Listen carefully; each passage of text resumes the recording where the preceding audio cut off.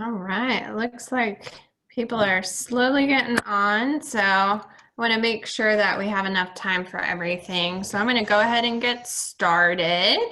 Um, I am Shannon Dyson. I am the Assistant Director for the Autism Program of Illinois.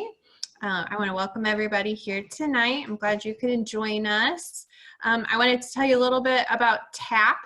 TAP is a state-funded grant that provides services and training across the state of Illinois. We have 15 network partners with 17 different service sites across the state that provide a wide variety of services and training as well. Thank you. As you can see here on the map, we are statewide.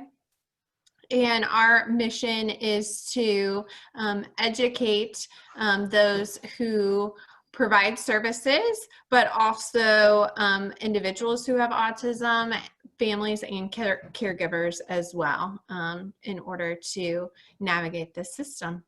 So with that, I'm going to introduce our presenter, Dr. Jeannie Kramer. She specializes in disorders of executive functioning. She has over 25 years of experience as a speech and language pathologist. She spent the majority of her career working with neurological communication disorders. She has devoted the last 3 years of her life to working with students to reduce stress and boost performance in personal and academic endeavors, as well as educating parents and professionals on home and classroom strategies for executive functioning. Recently, she's had the opportunity to investigate interventions for executive function through a systematic review. She's currently the co-owner of Path Learning Specialists and works as the program coordinator for one of our TAP partners at the University of Illinois. So thank you so much for presenting for us, and I'm going to let you take it away, Jeannie. Thank you, Shannon. Hello, everyone. My name's Jeannie. I just like to go by Jeannie, please. And I just gobbled down a burger that my husband brought for me. And so not only am I going to be presenting, but I'm going to be digesting at the same time. So multitasking. So everyone needs to give me a little bit of grace. Just to let you know kind of how this is going to work, there were some comments I saw in the Q&A about how cameras and muting and all of that is going. This is on a webinar setting, so all of your cameras are automatically on the off and muted setting, and you're not going to be able to change that, which is a shame because I would love to see all of your faces. It's so lonely to be in this room all by myself and not be able to gauge whether you're understanding what I'm saying or kind of tracking as things go along. So if you could please be communicating with me. I have Shannon and also Mary Kelly from TAP who are going to be monitoring both the chat and the Q&A while I'm presenting. The Q&A is for questions that are directed toward me, and Shannon and Kelly both have the permission to interrupt me. If I'm going, I will take some short pauses to see if there's any questions. Go ahead and get them typed in. I know for me, I'm always like trying to take notes and then type my question, and it takes a little while. So if the timing doesn't work out so well, Shannon and Mary do have the permission to interrupt me, and we'll address questions as it seems appropriate. And then leave the chat for if you have a link you want to share or advice you want to share with the whole group, so that we're kind of differentiating questions from information, and that way hopefully it'll be a little bit more organized. Shannon, thank you for the lovely introduction, and she did tell you a little bit about me. I'm going to give you a little bit more of a personal how I got here thing, just because I really think it's important for you to know where I'm coming from when I present this information. as was stated, I've been a speech pathologist since 1993, and just 3 years ago, I kind of got this little tickle in the back of my head saying, I think I want to go back to school. It was crazy and nutty, but I applied and got accepted and went back to school and was able to spend that time taking everything that I'd learned working in the hospitals with adults who had brain injuries and strokes and apply it and focus in on executive functioning. For those of you who are parents or who are new to the field, or I don't know, even those of us who've been in this industry for a while, executive function right now is kind of a buzzword. Everyone's talking about it, but when people started talking about it back maybe 10, 15 years ago, I remember not even understanding what it meant. I always knew that most of the individuals I worked with who had a brain injury, their executive functioning was off, but then when I said that, I didn't really know what I was talking about. So we're going to go through that a little bit so everyone's on the same page. And really, as far as my education goes, I did get a chance to look through the literature and search for all of the interventions or treatments for executive function problems. And there isn't a lot out there. There's just not a lot out there. I think there's a lot of reasons for that, but there's not a lot written on executive function from a scientific standpoint. So given that, I'm going to use, I'm going to go back. I want to tell you a little bit too about why I feel like I can talk about this. So I have an up close and personal experience with executive function disorder. I'm the mom of 4 kids, and my oldest is 25, my youngest is 18. My first 3 kids were those kids that went to school and did pretty well. And I have to say that I'm a person who I was working and raising 4 kids, and I wasn't the mom who could like bring you your trumpet if you forgot it or run you back to school if you didn't get your math book. I didn't have my act together well enough to be able to be that mom. So they just kind of, my first 3 just kind of learned to like remind me when it was parent-teacher conferences and remind me when there was going to be a choir concert.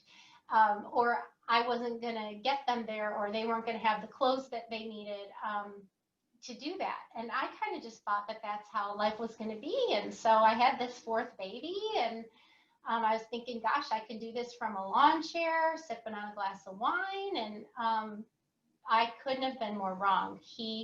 My last child broke the mold from the time he was born. Probably by the time he was 4, we were calling him Corky. Whenever you hear Corky in a toddler or a preschooler, your little kind of autism radar goes up. By the time he was in 3rd grade, he was an executive function mess.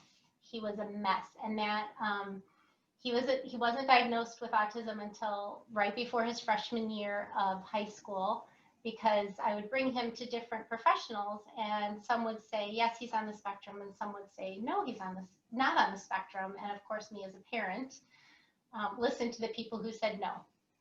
And finally, when we accepted that diagnosis, everything for him started really falling into place. And the services he needed, he started to receive. He remains to this day an executive function mess. He is able, though, to employ a plethora of strategies. He's a freshman at Baylor University right now, so he's living in Waco, Texas, and here I am in Champaign, Illinois. Just visited him last weekend. He's doing things like emailing his professors when he is stuck on a problem. He's meeting with the people in the Office of Accommodations to make sure that he's getting the right accommodations. It can be done. It really can be done. I want to give all of you hope, but here I was, a speech pathologist who worked with brain injured individuals, applying all of that therapy knowledge to my child who literally was a mess. I needed duct tape every morning just to hold him together. So that's enough about me, but I do think that just so you know, I'm coming at this from both a professional standpoint and a very, very personal standpoint.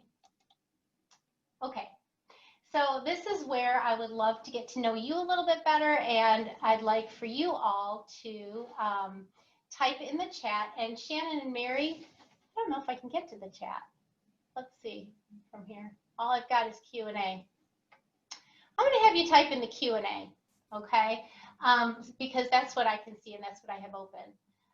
If you are a parent, if you're a professional, or if you're like me, both. So go ahead and type that in. Is that going to work? Yeah, okay, it's starting to work. A parent, both parent, thank you. Parent and reading specialist, both. Professional, both. Parent, both. Both. Mom of 3 boys, all 3 on the spectrum, a teacher of 20 years. Okay, it's really good to know that we have both audiences here because that's what this is all about. Today was the day that I wanted to bring together parents and professionals to talk a little bit about executive function so that we could all be on the same page. Okay, now I'd like to ask you about your knowledge about executive function. So if you feel like you know a lot about executive function, that would be a 1. If you just know a little, that's a 3. If you've never even heard of it before in your life, go ahead and type a 5 in there. So 1 to 5, and these answers are coming in. A lot of parents. We've got a 2, a moderate amount, a 3, a little, 3. With this group, we've got to have people who know a little bit about executive function, right? Because either you're working with it in your job or you're working on it at home or a little of both. So I'm glad you know a little bit. All right. So yeah, keep those responses coming in because I'm kind of keeping an eye over here on the screen. I want to go through what I think executive function is because to this day, there isn't an agreed upon professional definition of executive function. So we all kind of have to go by what we've read and what theory we are practicing under. I always like to show a picture of a brain and give this definition, though, a set of neurological processes that primarily originate in the frontal lobe. I think a lot of executive function difficulties can be attributed to personality. We'll go through more about that later on because executive function difficulties can exhibit themselves in behavior, in negative behavior. And so oftentimes we'll have a person who has difficulty with executive function and they are being labeled as lazy or a procrastinator or something like that.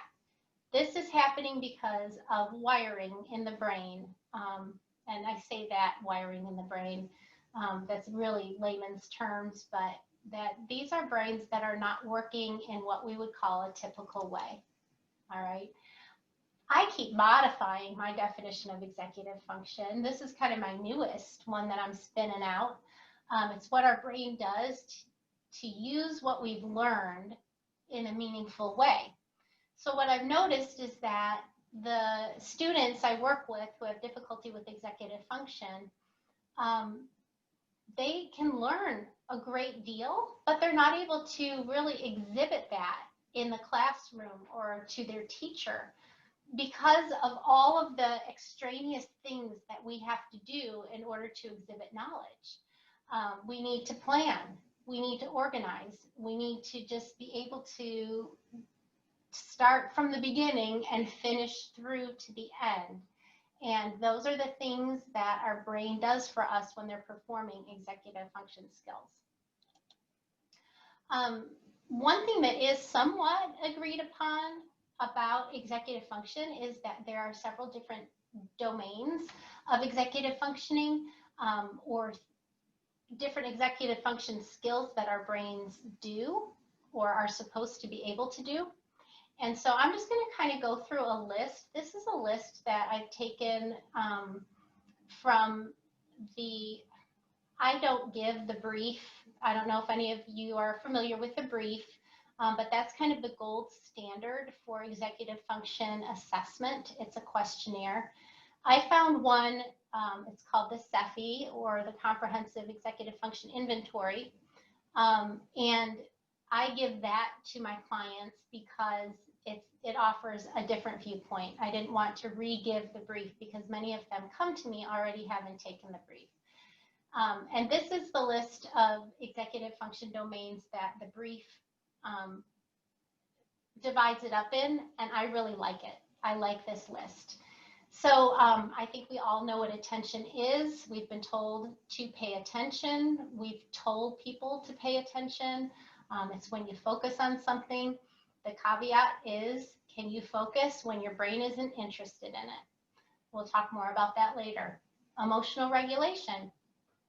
That's the ability to modulate your emotions so that they're appropriate to the situation. So if you lose a pet, of course you're going to be crying. If you find out you're having chicken nuggets rather than spaghetti, maybe crying is not, or throwing yourself on the floor is not the best response, okay? So those of us who have kiddos who are on the floor and losing their noodles when there's an assembly and they were supposed to be in math class, that would be a difficulty with emotional regulation. Mental flexibility. It is an umbrella term for a lot of things that our brains do, but it encompasses being able to kind of examine things from many different perspectives or shift our attention from one thing to the next. Again, we're going to talk about these all more in depth later.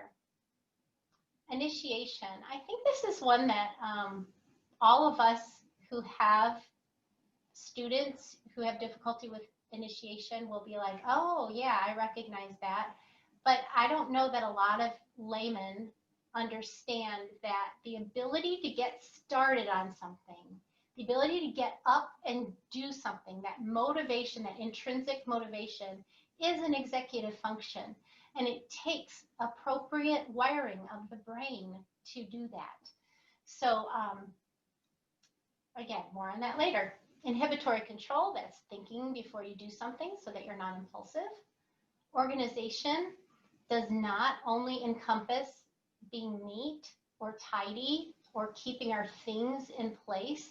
It also encompasses, it's mainly defined on being able to recognize what things are similar and go together and place them in the appropriate groups. Planning, I'm sure all of you had to do some sort of planning to get here tonight, right?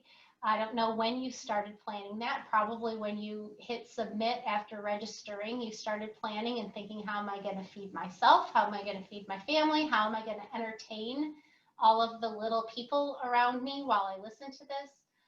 It took a plan, and that's an executive function. Self-monitoring, also called self-evaluation or goal setting, goal persistent behavior. This is our evaluation of how we're doing at any given moment. Are we able to list our strengths and weaknesses? Do we know how we did on that test? Can we kind of pretty accurately judge? Am I doing okay with this presentation right now, or is there something that I need to change? Working memory is very complicated and difficult to understand. It is not short-term memory. It is short-term memory plus another skill being used at the same time. So if you're trying to remember an assignment while you're sitting next to that cute boy or girl that sits next to you, that's your working memory. When you are Can I interrupt you Sure. really quick, Yeah. Jeannie? I'm sorry. Mary had entered into chat the comprehensive executive functioning inventory, Yes. and someone had asked the qualifications to administer it and wanted.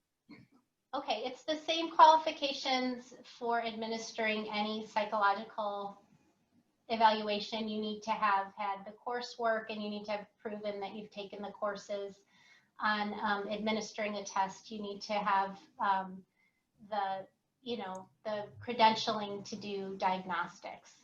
So oftentimes that's a master's degree. Sounds good. Okay. Thank you. You're welcome. All right. So back to working memory. In fact, I'm going to talk about it a lot more later.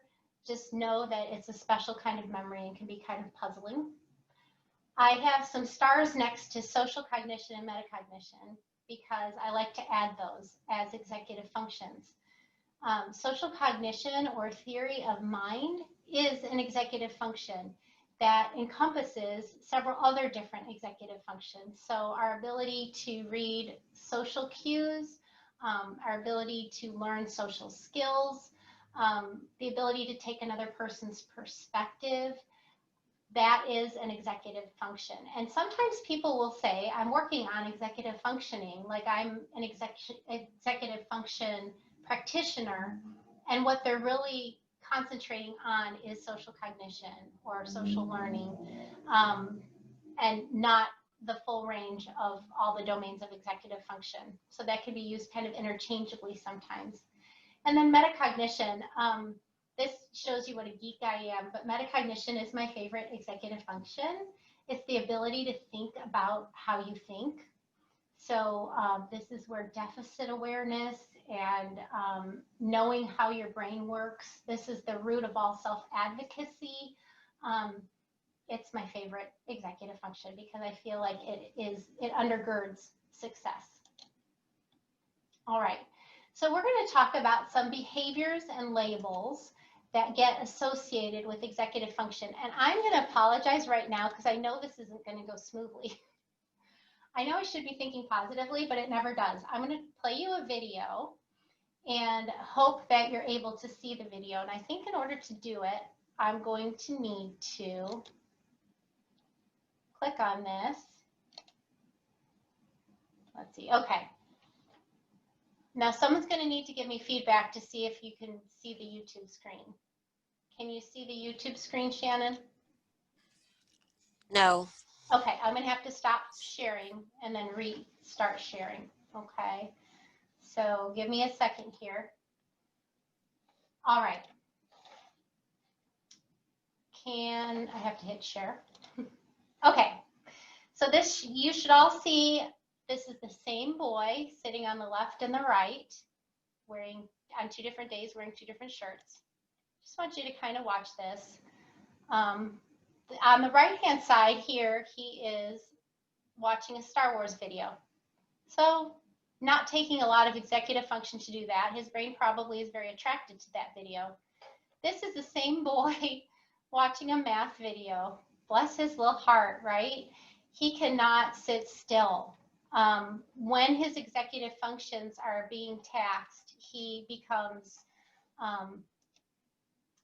very disengaged with life. So, okay, it's never smooth, people. It's just never smooth. ADHD stands for attention deficit. Oh, no. And now we have this playing in the background, so I'm going to have to figure that out. Wait 1 minute. More than 1 out of 10 meet the diagnosis for ADHD. And there's been a remarkable growth in the number of adults who meet the diagnosis. Okay.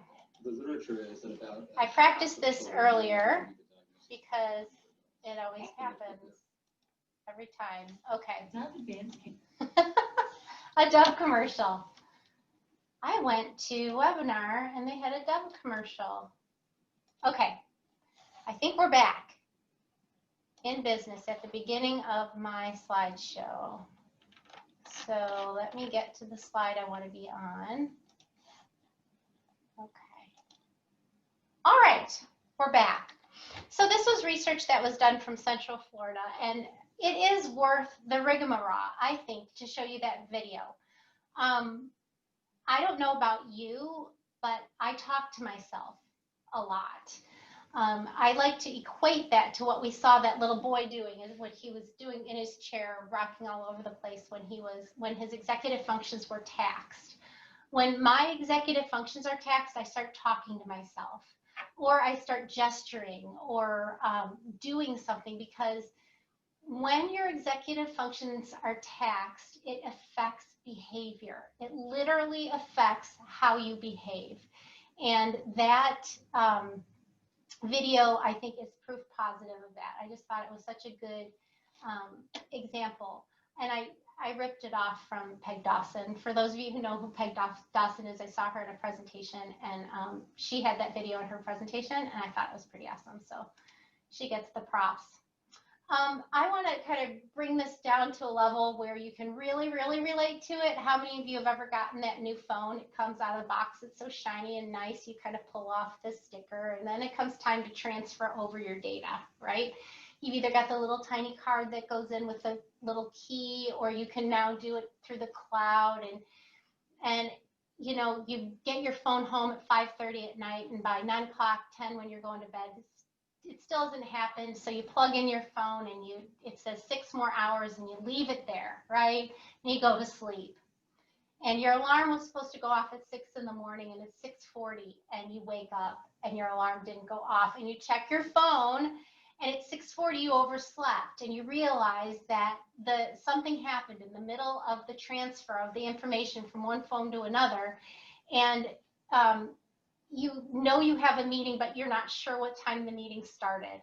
And you want to text Molly, because Molly is going to be in the meeting too, but none of your contacts are in there. And even though Molly's your really, really good friend, you don't have her number memorized. And you can't find the address of the meeting because it was stored in your phone and your notes aren't there. And so you start driving, and you're driving up and down the street, like this street you think you know where it is. And you look down and you have on 2 different shoes because you got ready in such a tither, and your GPS isn't working. And then you get there and your boss is there, and then he wants to talk about your job performance, right? So this is, to me, a really good example. When it happened to me, it was a really good example of what a student can feel like by the time they get to school in the morning, when their executive functions aren't working. We don't realize how many of our executive functions we externalize onto this little device that's called a phone. We download calendars and all this information. And when a glitch occurs, it causes all of this stress, okay? So what have I found that the students I work with feel like inside? Oftentimes they're exhausted. They are in a constant state of exhaustion. They're anxious a lot of the time. In fact, there is a direct link between executive function disorder and anxiety and depression. They may be at a baseline frustrated all the time. They feel misunderstood. You know, you didn't make it to that meeting. It makes you look like you don't have your act together. And really, it was just because you got a new phone. You feel isolated because you're missing out on all this important information that everyone else gets, right? And then it absolutely affects self-esteem when you have day after day after day going like that, and you look around you and other people aren't having those same problems. You know, they hear things all the time like, why is it so hard for you to focus? Why is it so hard for you to sit still and pay attention?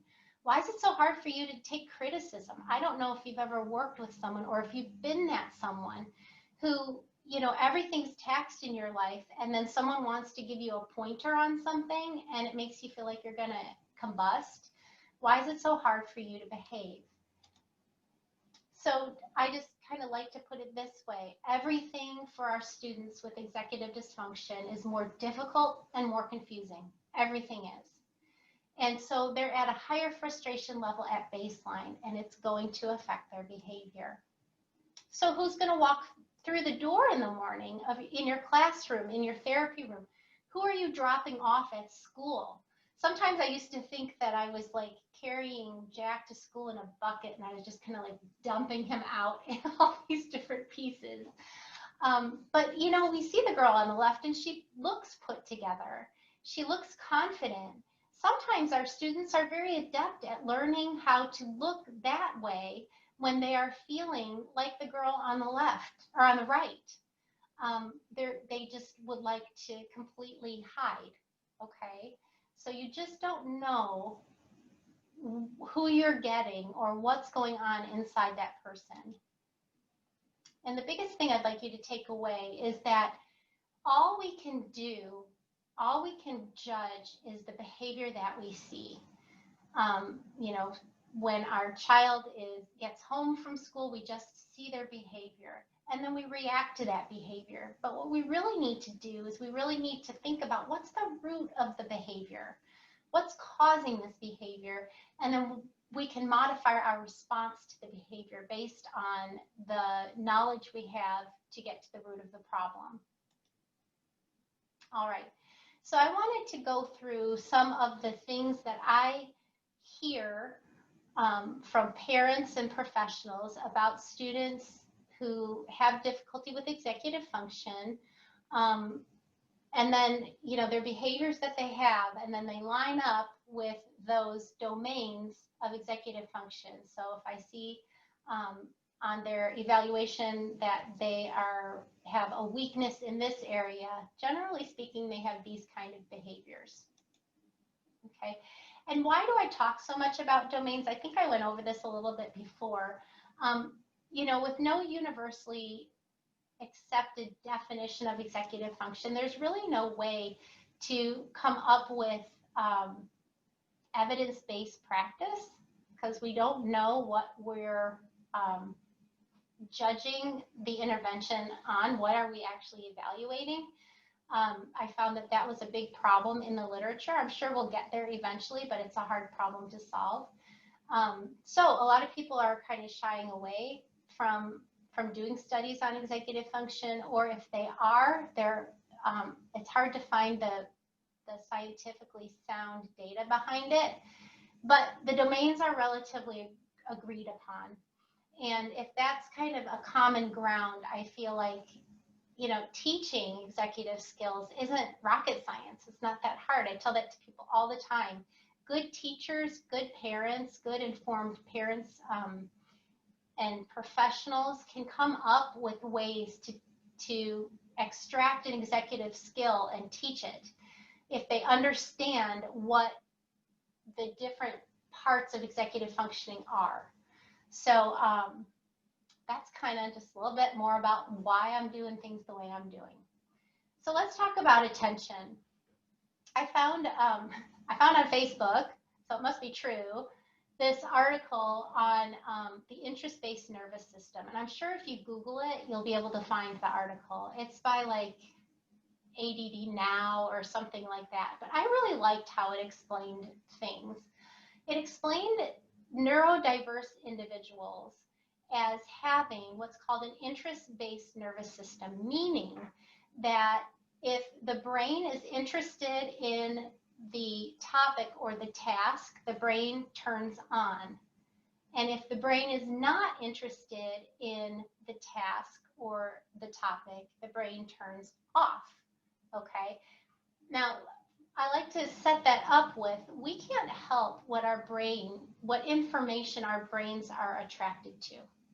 So we could do a poll right now of what your favorite flavor of ice cream is. And I cannot help that my favorite flavor of ice cream is coffee. I can't help it. I'm predispositioned for that to be my favorite flavor, while Shannon's might be vanilla and Mary's might be chocolate, right? We are attracted to different people as friends, as companions, and we can't help it. Some like blondes, some like brunettes, some like quiet people, some like vivacious people. Our brains are attracted to certain types of information. And for those of you who have or are working with children on the spectrum, you know that there are areas in their life that their brains are very, very attracted to. And that, in fact, is part of the diagnosis, the restricted and repetitive behaviors areas of high interest.